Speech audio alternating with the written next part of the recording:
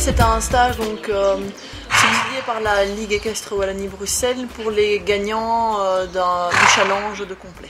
Donc ici, c'est un travail sur le plat le matin, donc plus type dressage, et un travail sur le cross l'après-midi. Ne recule pas ton pouce gauche, Laurie. Ne fais pas ça.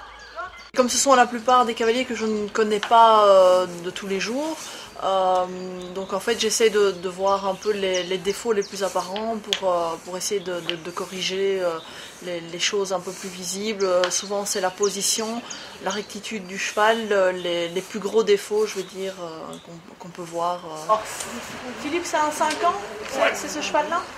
Ça va. Des problèmes particuliers ou bien? Bonne transition. Travail de jeune cheval. On peut donner des trucs, donner des conseils. Maintenant, le progrès se voit parfois après un mois ou deux en essayant de tous les jours pouvoir refaire le même type de travail. De gros défauts peuvent progresser sur une journée, mais c'est plutôt l'évolution dans le temps qui fait la différence.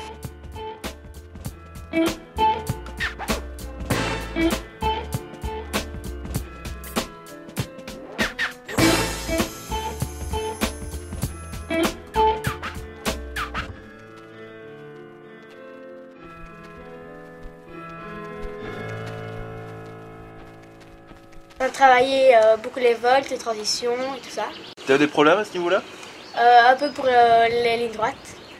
Qu'est-ce qu'elle t'a donné comme conseil? Beaucoup de temps de marraine extérieure et marraine intérieure aussi.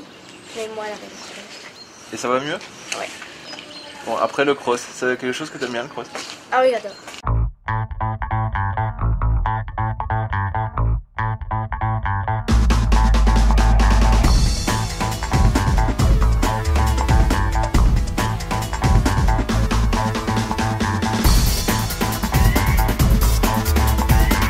Premier point, c'est de nouveau un peu comme sur le plat, la position, parce que la position de cross est quand même assez spécifique à la discipline.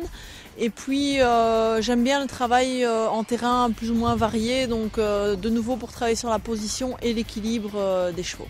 En fait, votre position, c'est un mix entre la position course et la position jumping. Bien avoir votre jambe qui reste un tout petit peu devant, le genou en place, le bassin légèrement en arrière de la jambe. On a un cross qui est très varié point de vue obstacle, donc l'avantage c'est qu'on peut soit travailler un obstacle simple en cas de problème ou pour mettre un cheval en route, et quand ça se passe bien on peut le combiner avec un autre obstacle ou même plusieurs et faire un petit enchaînement. Voilà, très bien. C'est quoi qui pose le plus souvent problème aux élèves? Alors le plus souvent problème, ce sont les trous pour les cavaliers, parce que les cavaliers ont tendance à avoir peur des fossés, et pour les chevaux, ce sont souvent les sauts dans l'eau. Pour les fossés, c'est travailler sur la confiance du cavalier, la répétition jusqu'au moment où ils prennent confiance, le cheval et le cavalier ensemble, et puis ils finissent par passer un trou, et quand ils ont compris, ils passent n'importe quel trou. Les sauts dans l'eau, là c'est plutôt un travail sur les chevaux qui ne se fait pas toujours non plus en une fois, donc parfois ça se répète jour après jour, d'essayer de trouver des sauts dans l'eau, des grandes flaques d'eau et d'habituer les chevaux. Très bien, super Cathy, marche au pas et caresse. Ici, étant donné que c'est quand même des cavaliers qui ont un peu d'expérience, qui ont gagné un championnat, ils ont un petit peu la connaissance du cross. Pour certains, ils venaient avec des nouveaux chevaux. Pour la plupart, c'est leur premier entraînement de cross de la saison. Donc je pense que ça va bien les préparer pour les premiers complets. Et en même temps, j'espère en tout cas pour eux qu'ils auront appris certaines choses et que les chevaux auront aussi évolué dans leur travail.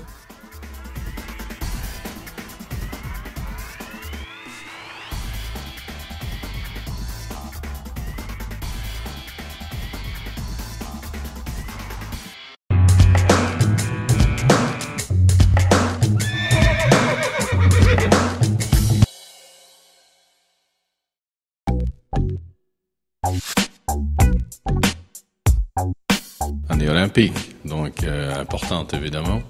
On a eu le championnat du monde auquel on a particulièrement brillé. Espérons que les Jeux olympiques seront la même chose.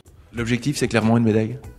Tout à fait, oui, parce que nos cavaliers sont en forme, ils ont des bons chevaux. Maintenant, bon, il est évident que c'est encore un peu, il y a encore quelques mois, Les chevaux doivent être en forme, ça on ne sait jamais, mais on a 3 équipes complètes, donc le complet, le jumping et le paralympique, ce qui est assez exceptionnel pour un tout petit pays comme le nôtre.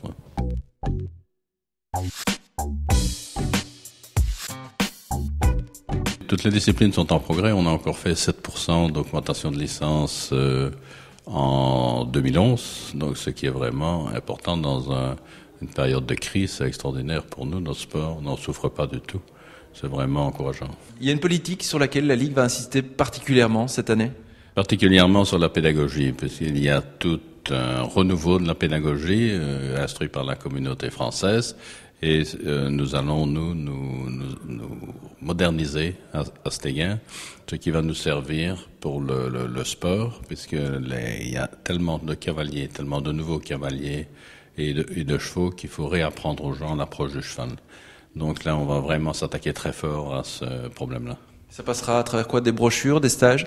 Ça passe par des brochures, des stages, des surveillances accrues dans les paddocks et des formations plus pointues.